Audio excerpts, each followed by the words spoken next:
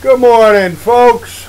Today we're going to have us a little bit of a discussion about the subversion of America, the FBI gone wild.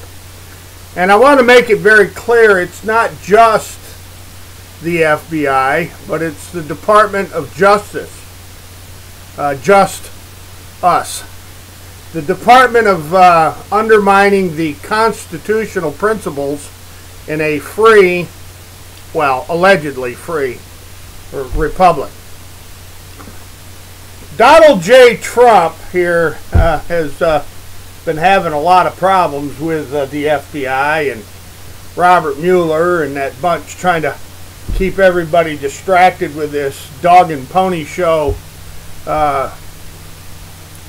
wild goose chase about the Russians that rigged our national elections, which is a great big huge giant fraud and a great big huge giant lie. What's going on here, folks, is the investigative police powers of the federal police, the FBI, has been bastardized and perverted to subvert the political processes within the United States and to keep very quiet the massive looting of so much money. It is absolutely mind-boggling. The vanishing of trillions by the Bush and the Clinton and the Obama administration. And others. It's not just Obama and Bush and Clinton. The Bushes, both senior and junior. You see, ladies and gentlemen, the way that Donald Trump is alleging that he's been targeted by the FBI.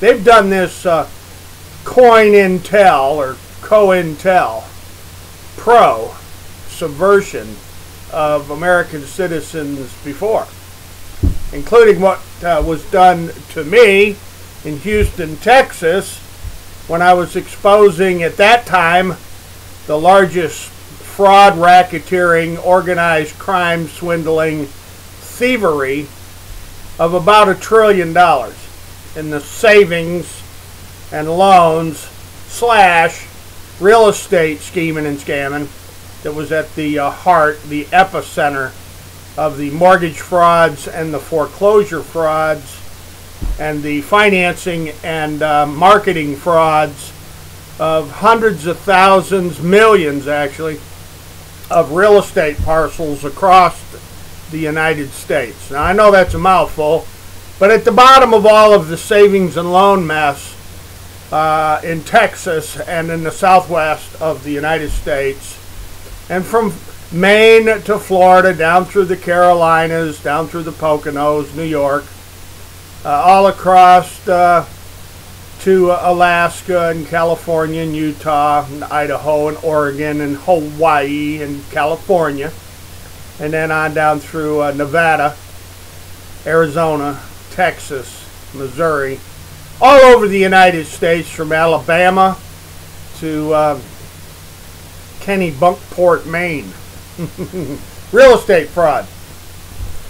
The massive dirt dealing, Whitewater, Casa Grande, Maplewood Farms, and Campobello Island dirt dealing of the Clinton machine, the Clinton regime, is what's behind all the mortgage and foreclosure and subprime derivative mortgage-backed securities scheming and scamming. That's well, it's destroyed the economy in the United States on a massive scale, and left so many victims in its wake of this crime spree. It's absolutely staggering. Now, just quickly, the constitutional implications of what's gone on here, folks, is mind-bending. It's absolutely mind-bending. The constitutional implications of a government gone so rogue the constitutional law violations of a rogue, out-of-control government that's involved in massive civil rights violations.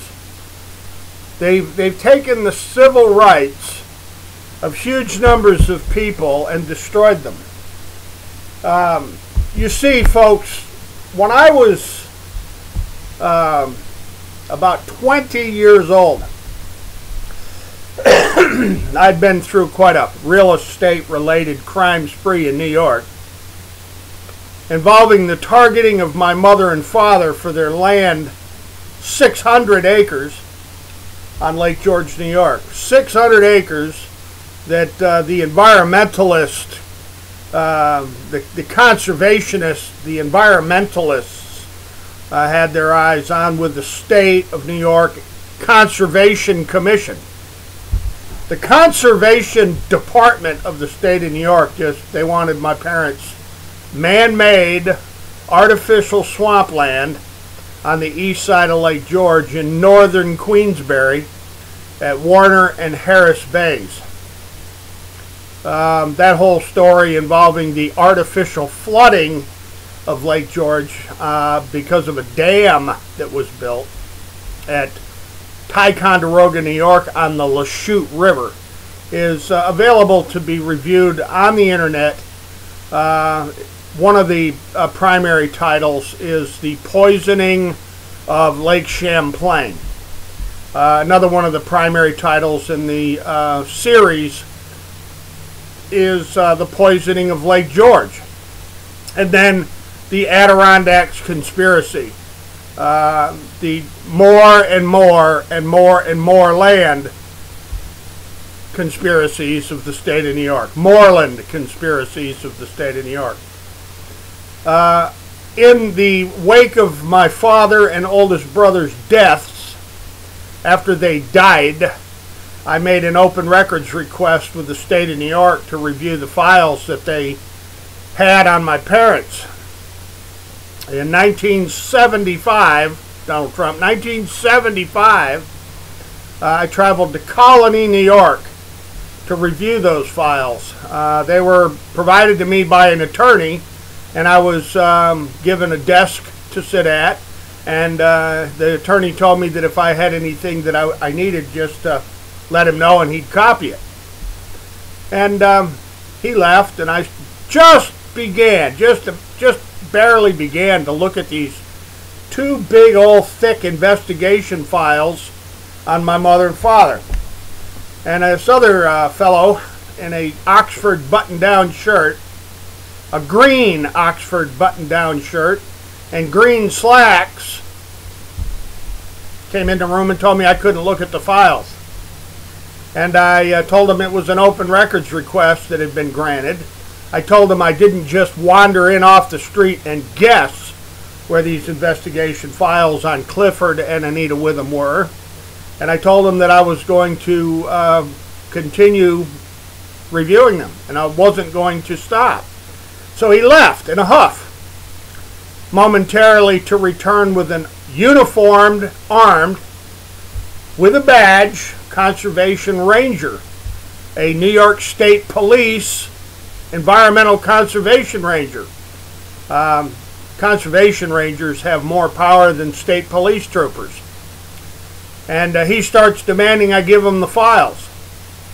And I refused. I wrapped my arms around them at this point. And I advised the state trooper, ranger, that it was an open records request that had been granted, and I was reviewing the file. So the ranger walked off. The ranger apparently didn't want to get involved. The ranger just left, along with the green-shirted slack, obviously some kind of an administrator or executive with the New York State Police Conservation Rangers Service. He took off too, and then, well, he came back about 2 minutes later and physically attacked me.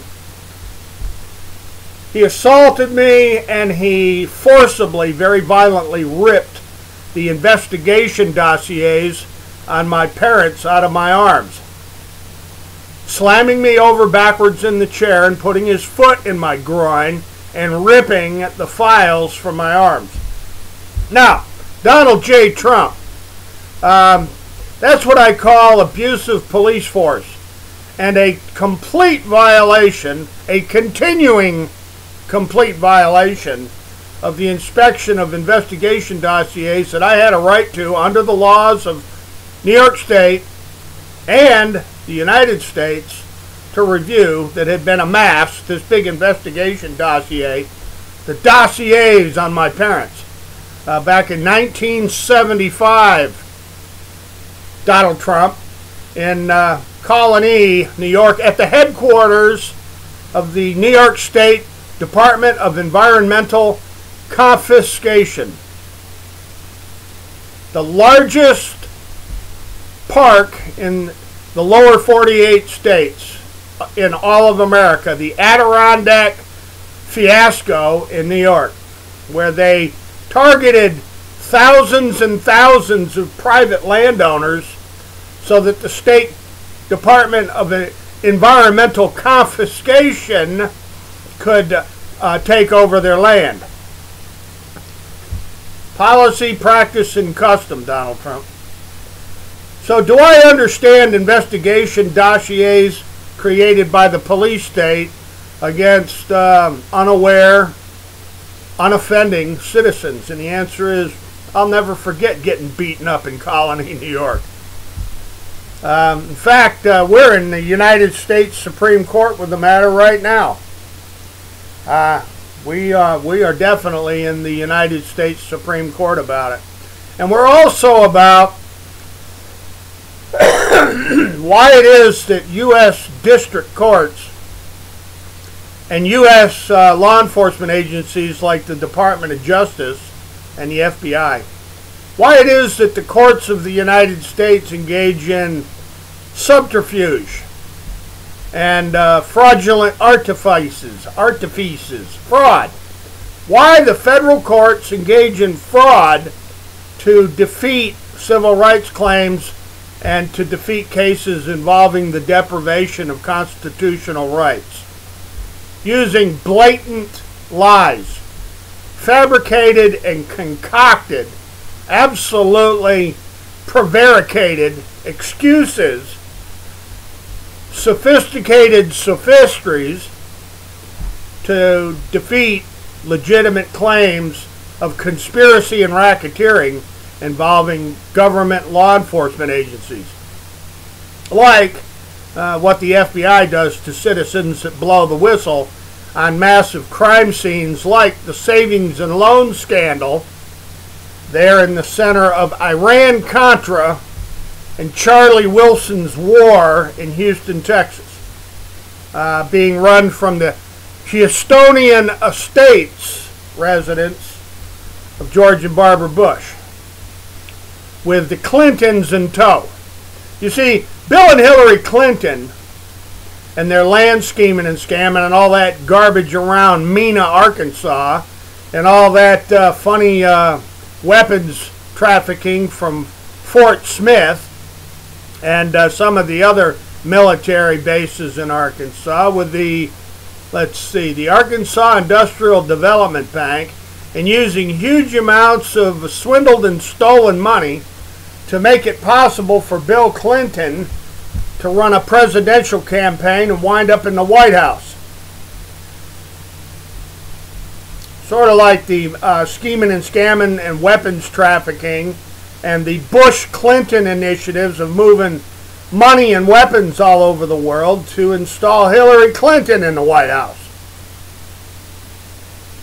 You know, smash all the devices, take the bleach and bleach bit the computers, and then smash all the devices and the servers. And then apparently they had a fire at the residence of the Clintons where something went up in smoke. A whole bunch of records associated with the vanishing of trillions. So you see, Donald Trump, you're not the first person that this has been done to. Many, many hundreds of thousands, possibly millions of Americans, the whole country, Donald J. Trump, has been saddled with the most monstrous, unbelievable debt from all these vanished trillions stolen from the mortgage system, Fannie Mae, Freddie Mac, FHA, HUD, the Veterans Administration, the Federal Home Loan Bank Board, the U.S. Treasury. Massive, unbelievable amounts of money have just gone up in smoke surrounding these real estate schemes and scams, the toxic zombie casino of real estate speculation and gambling, the casinos of Clinton and Bush, and at the very same time, right in the middle of it all, Donald Trump, you've got the movement of huge amounts of weapons, huge amounts of drugs, laundering drug money beyond belief. You've got all kinds of military ordnance, military hardware, military support and logistics and military intelligence being moved around, and the FBI seems to be running around trying to keep people quiet. The FBI seems to be running around trying to subvert the whole country and keep it all a big secret. And then, you know, of course, we've got this Mueller and Comey Act with keeping everybody distracted on how Russia subverted our national elections. You can get you a pen. Get your pen and piece of paper, write this down, take a couple of notes here. When you take a long, hard, very close look at what's happened here is you've got a national police state under the FBI and the Department of Justice, Christopher Wray and Jim, whatever his name there, Sessions, Mr. Sessions, the Attorney General, that's been used to enable and to allow the gangster banksters to finance and move huge amounts of money around Iran-Contra, around Charlie Wilson's war, around Gunwalker, and around all the weapons trafficking and all the other movement of huge amounts of money involving the Clinton-Bush League. The Clinton-Bush League, War Incorporated. Folks, you can't subvert the country on the scale that has been going on now for 45, 50 years. I think they began when they killed John Kennedy. I think it really all started when John Kennedy was murdered. I think it started when Milosevic in Iran, when Milosevic was deposed in Iran there by the CIA, and when they installed Saddam Hussein there in Iraq. And then, of course, Hillary Clinton, we created the Al-Qaeda and the Mujahideen. Isn't that funny, Hillary, how we create these terrorist organizations? Now, you know, I'm pretty sure if Hillary knows it, Bill Clinton's very well aware of the Bush-Clinton initiatives to create the Mujahideen and the Al-Qaeda. And then, of course, we had to arm them to the teeth. Isn't this correct, George Bush Jr., George Bush Sr., Dick Cheney, and Mr. Potato Head there, old Dan Quayle? How about that, Bill Clinton? How does that one fit? And Hillary, yes, we created the ISIS too. And this is why we had to smash all the devices and destroy all those emails and burn all those records at that little fire barbecue we had there at your residence there in New York. So, ladies and gentlemen, I'm going to cut this one at 20 minutes because I don't want to drag on too long. But to my friends all across the world, and I got friends all over the world. I got some really interesting friends, actually, that a lot of them are former Marines, and some of them are former spooks for the CIA, and people like Matt Taibbi, my good old buddy Matt Taibbi out there at Rolling Stone, and Professor William Black. He's a great guy. I love old Professor Black. And we can get on into some other more interesting people, but I don't want to bore you to death. Gene, you know who I'm talking to, and Mr. Tosh, Mr. Plumley. I hope you took some notes there. The massive subversion of the constitutional laws. The massive subversion of the constitutional laws of the United States by the FBI and the Department of Justice itself. To Pam and Renee, and to my little friend there, K-Dot. Old K-Dot, boy, she's an interesting little private investigator, K-Dot is. And Judge Sadler and Judge Hughes, Judge Lynn Hughes, imagine that. And some other folks that realize that I'm not fooling around here one bit. The vanished trillions. This is how they rig elections and everything else in America, with stolen amounts of money from financial systems in amounts that you just wouldn't believe. They control everything with vast stolen wealth. Well, that's kind of the story of America, isn't it? The whites showed up in their boats at the beach at the Atlantic coast. They didn't own a damn thing, but the Queen and the King gave it all to them. Same in Canada, and of course in Mexico and South America. And they did a lot of this in Africa as well.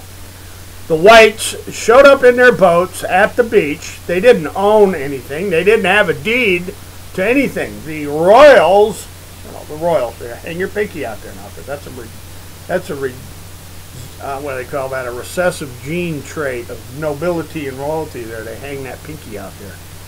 It's a gang sign, folks. That pinky.